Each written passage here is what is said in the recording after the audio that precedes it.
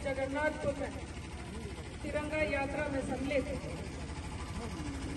झारखंड के पूर्व मुख्यमंत्री मधु कोड़ा जी, हमारे इस जगन्नाथपुर के तिरंगा यात्रा के प्रभारी भाई अजीत सिंह जी, हमारे इस मंडल के जगन्नाथपुर मंडल के अध्यक्ष भाई राय भूमिक जी, हमारे नौमंडी मंडल के अध्यक्ष भाई चंद्रमोहन गोप जी, आप सभी बंधुगण और हमारे पत्रकार बंधुगण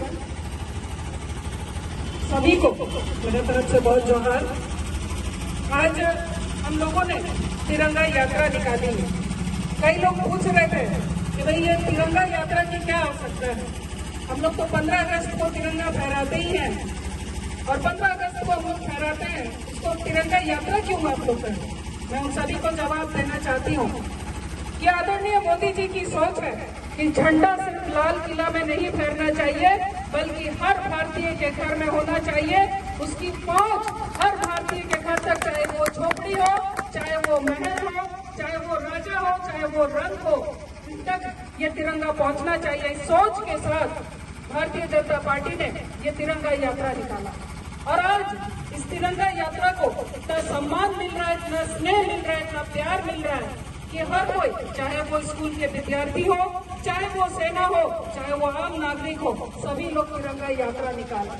यही देशभक्ति आज हम लोगों को चाहिए। आज अपने अंदर में हम सभी भारतीय अपने देश के प्रति बहुत प्यार करते हैं, लेकिन ये देशभक्ति की भावना सबसे ऊपर होनी चाहिए। आज जिस तरह से भारत ने दिखा दिया, पूरे विश्व को दिखा दिया कि भारत किसी से कम नहीं है।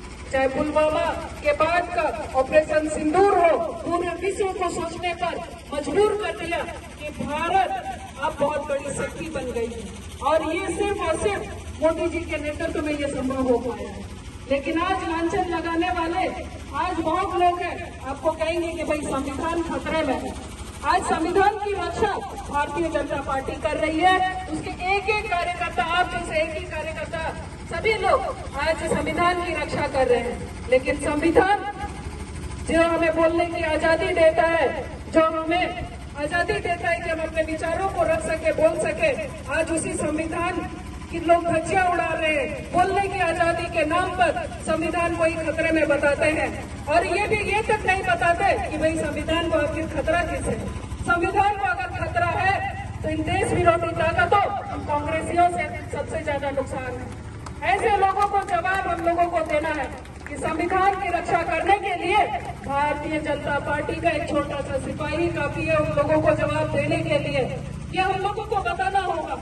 इस तिरंगा यात्रा के माध्यम से न सिर्फ हम एक भारतीय होने का संदेश दे रहे हैं, बल्कि हम भारत माता के सच्चे सपूत होने का भी हम प्रमाण दे रहे हैं। मैं उन सभी देश विरोधी लोगों को ये कहना चाहती हूँ कि आपको अपने संविधान पर ना विश्वास है, न ही अपने संवैधानिक संस्थानों पर आपको विश्वास है। जो लोग आपको चुन करके सांसद में भेजते हैं, आप उन जनता को भी ठगने का, झूठ बोलने का, गाली देने का काम आप करते हैं। आज ना ही संविधान पर उनको विश्वास है, संवैधानिक संस्थानों पर विश्वास नहीं है। राहुल गांधी बोलते फिर रहे कि भाई इलेक्शन कमीशन ही चोर है। तो भाई आप कैसे जीत के चले गए सांसद में, ये तो जवाब दीजिए। आप कैसे पहुंच गए सांसद में, आपके 99 सांसद कैसे पहुंच गए सांसद में, इसका भी जवाब आप दीजिए। इसका मतलब आपने उस चोरी को किया है, तभी आप प्रमाण दे रहे हैं। प्रमाण भी कहाँ का दे रहे हैं? अपने ही राज्य का, जहाँ उनकी सरकार है। तो ऐसे लोगों से सावधान होने की आवश्यकता है। आप सभी इस तिरंगा यात्रा के माध्यम से जन जन तक पहुंचने का काम करें। गाँव में इन तिरंगा को लगाएं। गाँव में एक एक गाँव में हम लोगों को एक एक घर में तिरंगा लगाना चाहिए कि भाई तभी हम लोग इस जो ये तिरंगा यात्रा है उसको हम लोग सफल बना पाएंगे। ये तिरंगा यात्रा सिर्फ नहीं है, बल्कि राष्ट्र के प्रति अपने प्रेम को दिखाने का एक भाव है। आने वाले 15 अगस्त में हम सभी तिरंगा को फहराएंगे, लेकिन एक एक घर में भी तिरंगा होना चाहिए। मैं सभी को आने वाले 15 अगस्त की भी बहुत शुभकामनाएं देती हूँ और आप सभी इस तिरंगा यात्रा में सम्मिलित हुए, आप सभी का बहुत धन्यवाद। भारत